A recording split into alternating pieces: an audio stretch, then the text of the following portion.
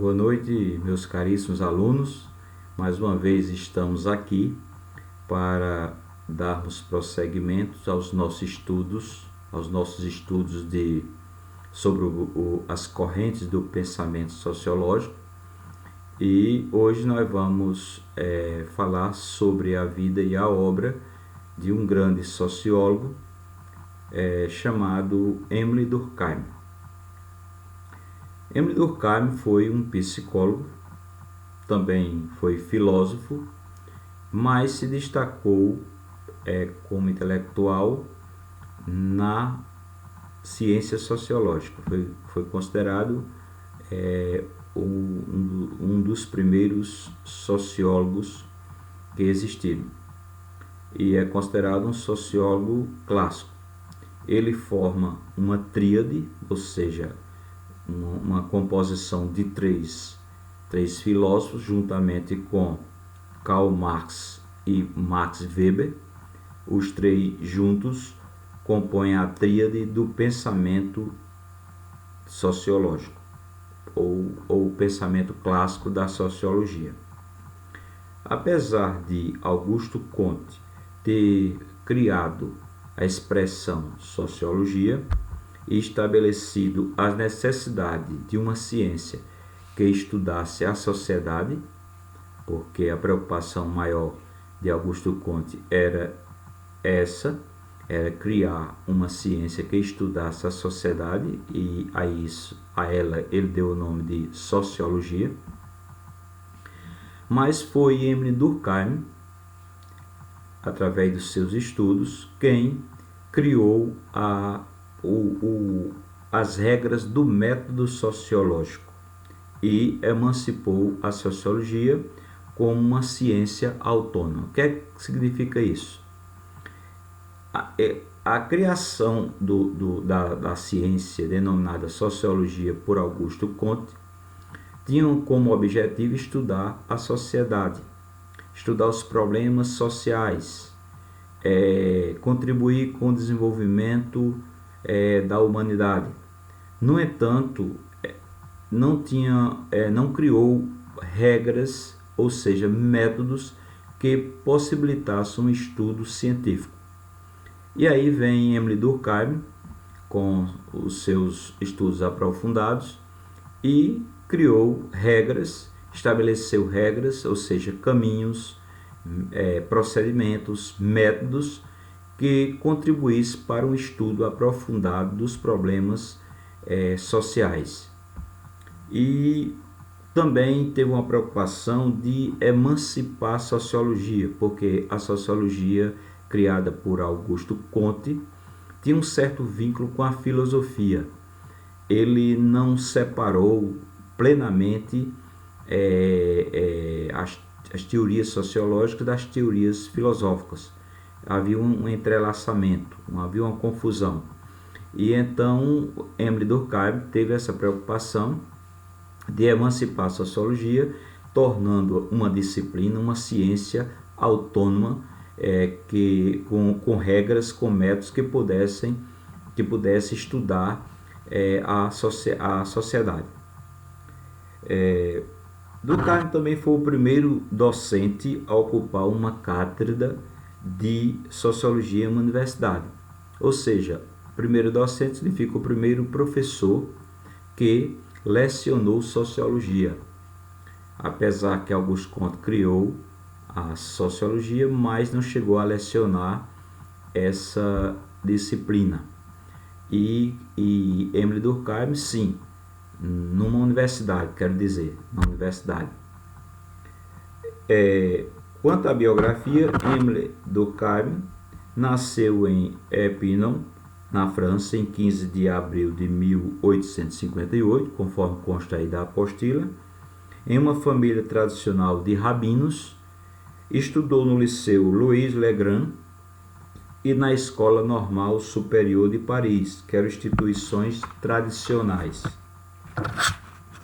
A formação das instituições francesas da época de Durkheim foi alvo de críticas por ele.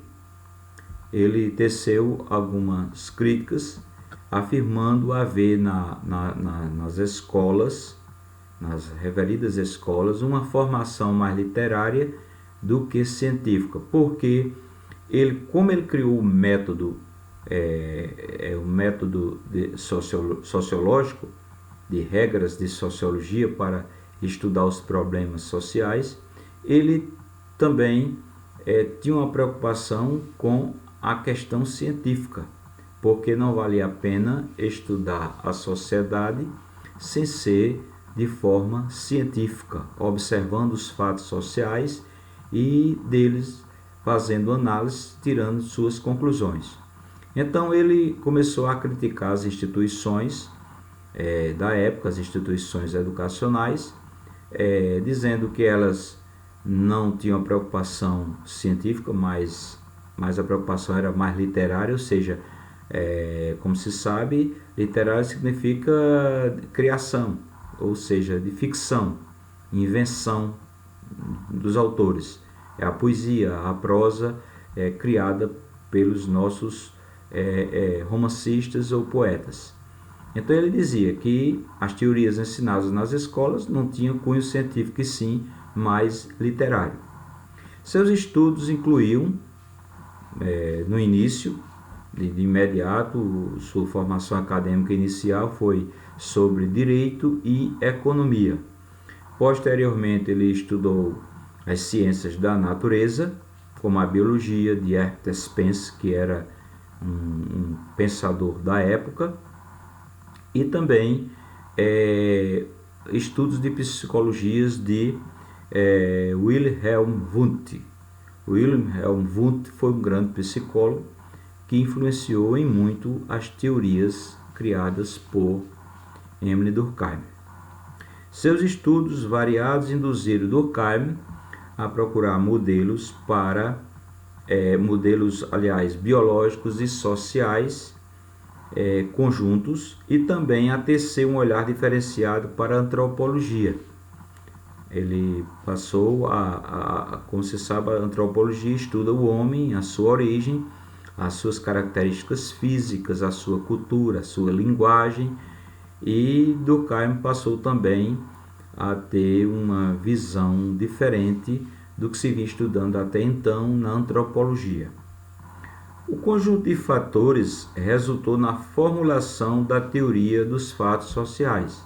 Quer dizer, os estudos de Durkheim no campo do direito, da economia, das ciências da natureza, da filosofia, da psicologia e da antropologia fizeram com que ele chegasse a criar a chamada teoria dos fatos sociais, que afirmaria a primazia do entendimento de fatos gerais que marcam as sociedades, entre parênteses está aí, como leis. Então, os quais seriam maiores e mais facilmente explicáveis que as questões individuais e psicológicas. Ou seja, a teoria dos fatos sociais, para Durkheim, significa dizer que a sociedade se rege por algumas leis, ou seja, por fatos sociais. Esses fatos sociais, no pensamento de Durkheim, surgiam a partir de um pensamento coletivo, ou seja, um pensamento de todos.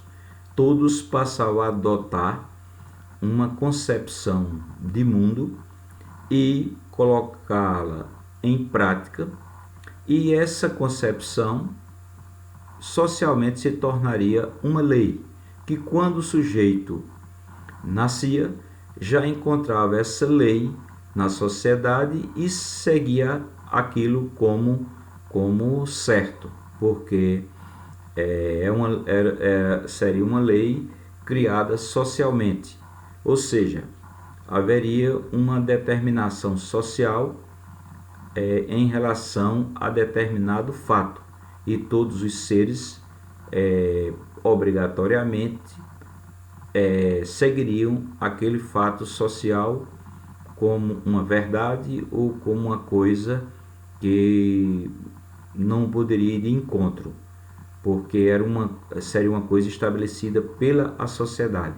Então, a teoria dos fatos sociais veio estudar essas leis na sociedade. A maior ambição e mais tarde o maior fato consumado do pensador na época era criar um campo de estudo das ciências sociais totalmente autônomo.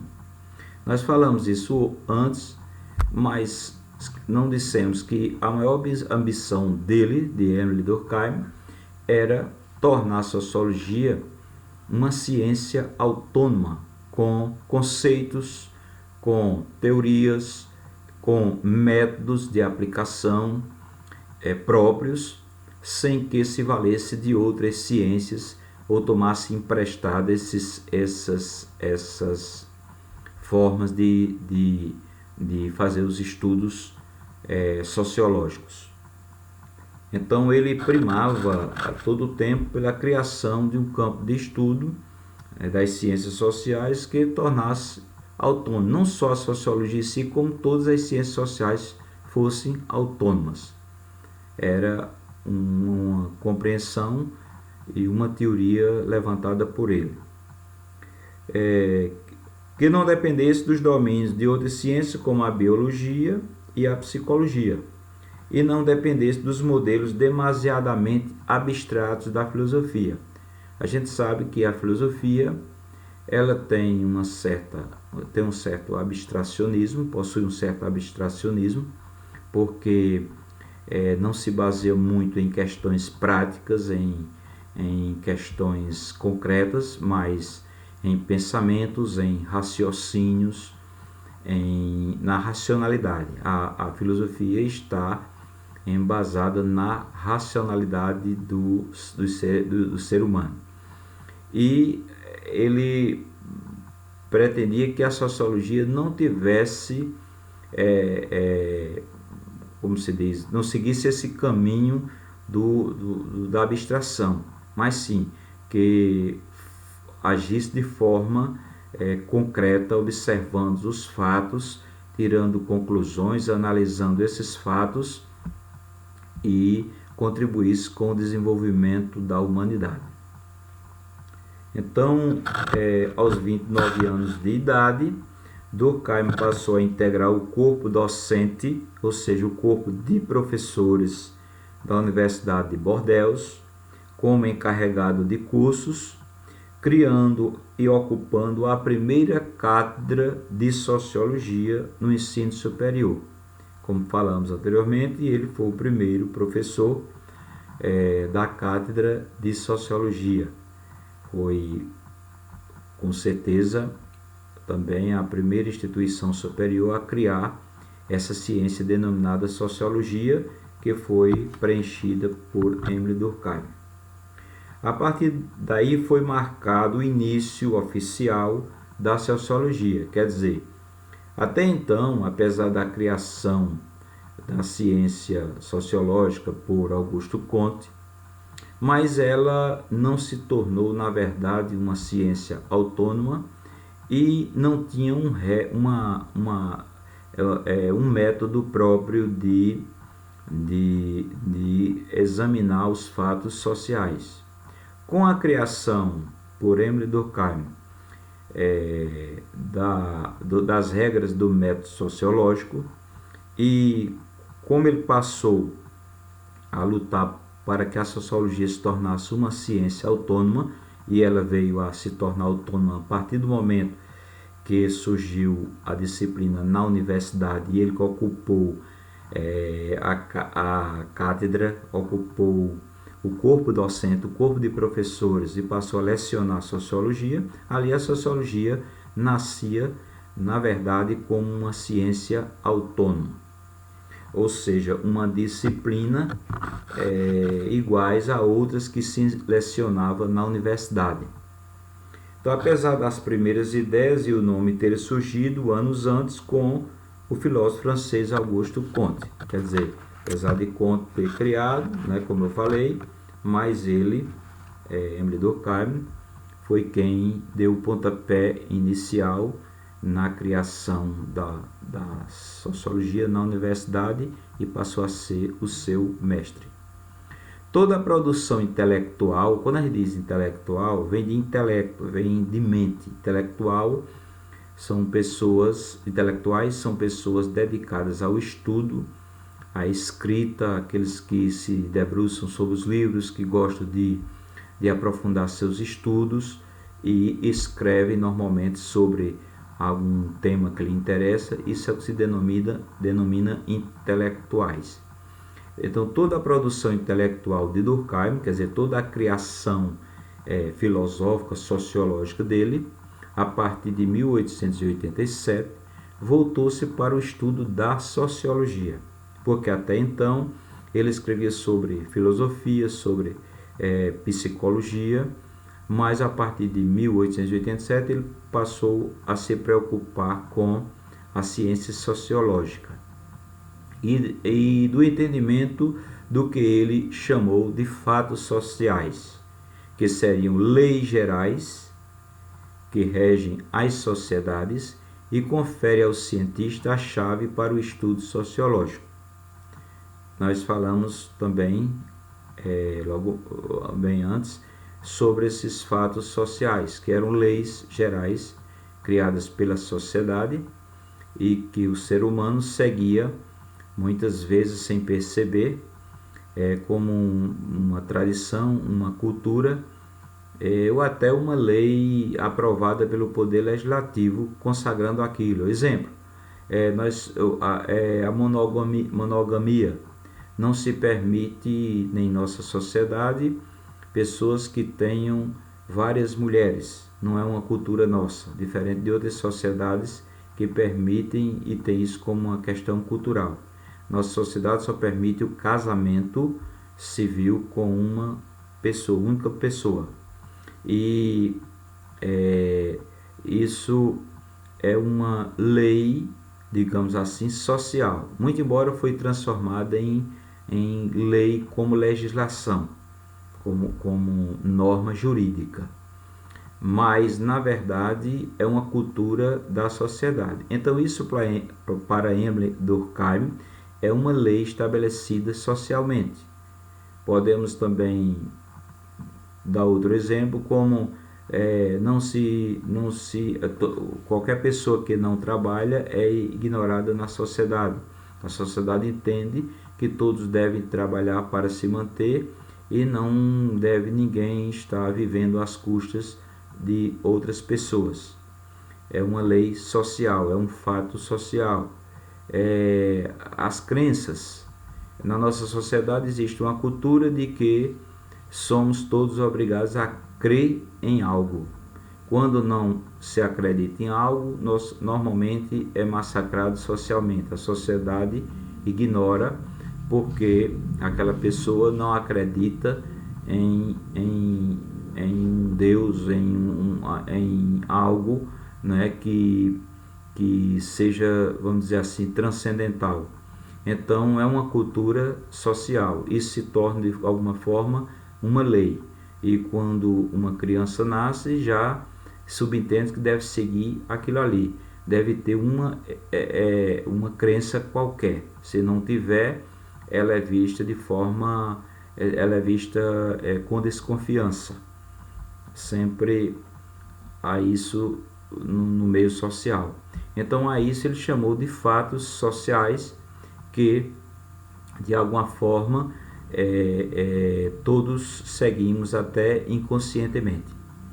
Em 15 de novembro de eu esqueci de dizer que esses fatos sociais vêm da ação de todos em conjunto e que normalmente a partir deles existe uma certa coerção. Coerção é uma certa imposição, uma certa obrigação de seguir aquilo que é determinado socialmente.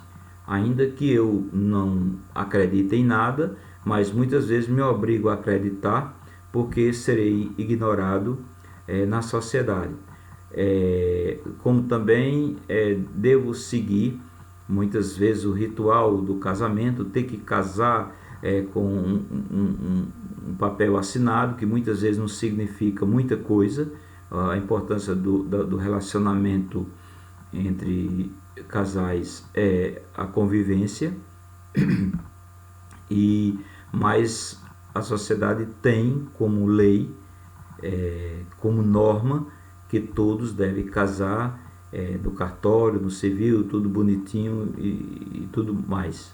Se não faz isso é porque como se diz, gerou uma desorganização familiar, quando a gente sabe que não é verdade. Em 15 de novembro de 1917, Durkheim faleceu na cidade de Paris, após ter apoiado intelectualmente e com forte apelo nacionalista a França na Primeira Guerra Mundial. Foi uma bandeira de luta dele, defender o nacionalismo francês e levantar a bandeira da França em relação a outras nações que estavam em guerra na Primeira Guerra Mundial. Influências de Durkheim. Podemos contar vários pensadores que influenciaram Emile Durkheim para a formulação do montante de sua obra. Duas das principais mentes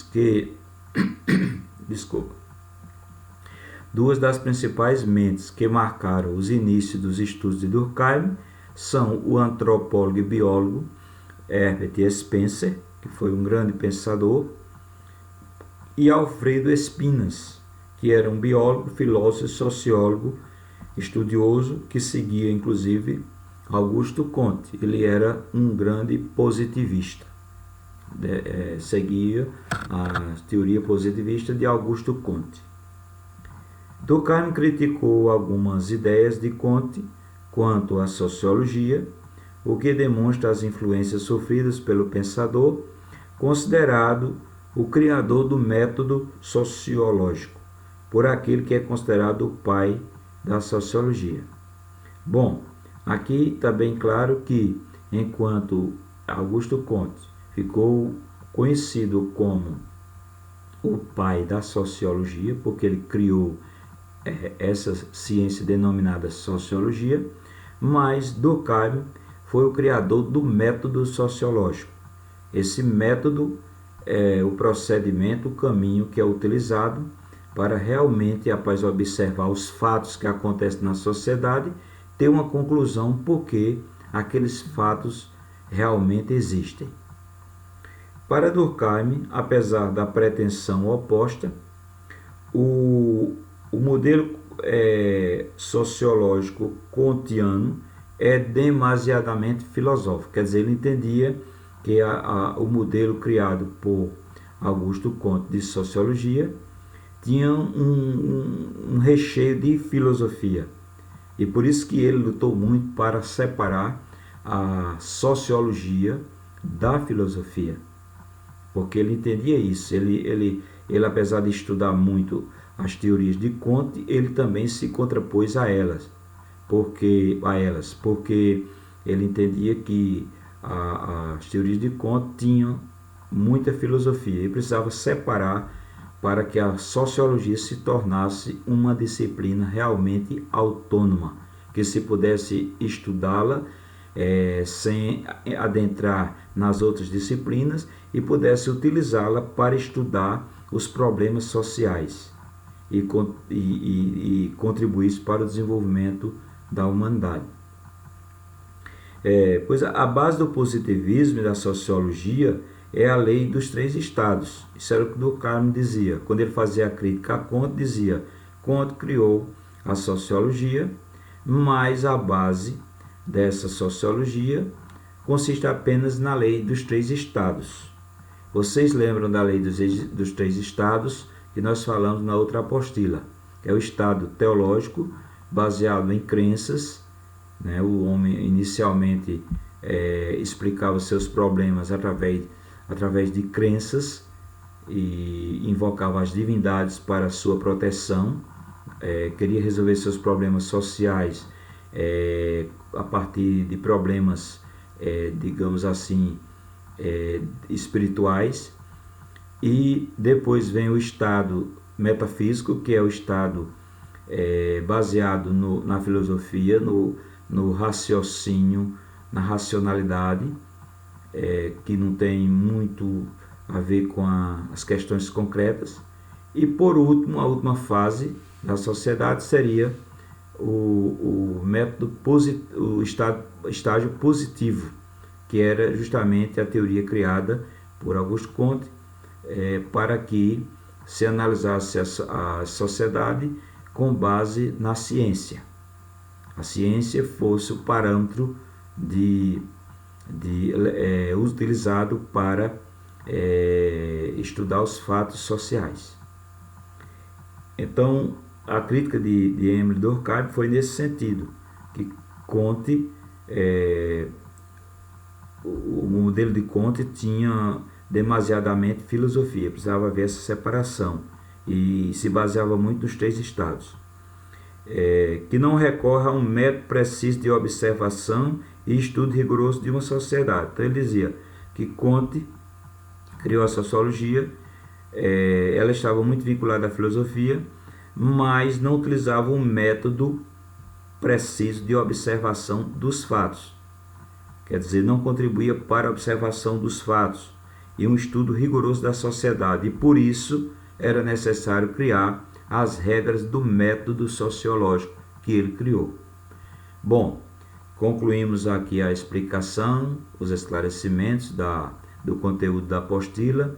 Logo abaixo vocês vão perceber que tem 10 questões para responder.